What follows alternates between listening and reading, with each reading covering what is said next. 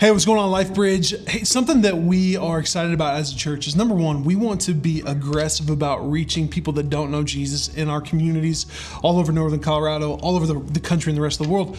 But at the same time, we also want to grow people too. It's not just we want to reach people, but we want to see people, Colossians 1:28 says this, we want to see people to become fully mature in Christ, where they're growing in a relationship with Him, making disciples themselves, so that we are full of a church with a bunch of people that just look like Jesus. We want to be about discipleship just as much as we want to be about reaching other people. And I'm excited to tell you we've taken another step in that process, and that we have hired a discipleship pastor that's going to help us create a culture of discipleship at LifeBridge. Not just programs and things I can do this and I can be a part of this program, not just that, but we want to have a culture of growth and depth that all of us, including me, get to be a part of and grow.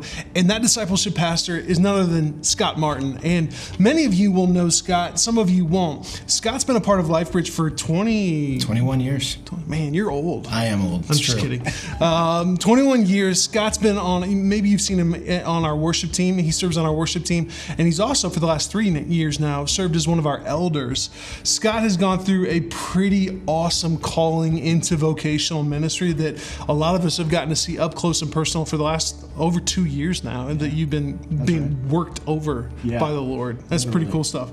I am super pumped for Scott to be on our team. He models what a mature Christian looks like. He's somebody that I enjoy following. We've gotten to lead a small group together now for about the last 2 years, and I've watched him up close and personal disciple people, and his hunger for the church to thrive and grow in depth. And he serves in multiple different areas. He and his wife Katie have done that for years at LifeBridge. Now he's just going to take another step and become part of our staff to help lead out in this. So Scott, a couple questions. Number one, what are, and this is a big question that you would talk about for a long time, because we've talked about this for a long time, but what are you most excited about taking this step and taking this role? I think I'm most excited about just being able to be a part of creating that culture of discipleship and that culture of growth at LifeBridge. For 21 years, I've enjoyed being a part of LifeBridge, and we've seen it through so many different seasons. But with the opportunity that we have now, as you've said so many times, being a 130-year-old church plant, being able to design and build what we want going forward, that really excites me. Yeah. So with that, because we are in a building phase, right? What is the thing that you want to tackle first? When I think about what I want to tackle first, it's less about what thing I want to tackle. It's more along the lines of, I want to reach out to people.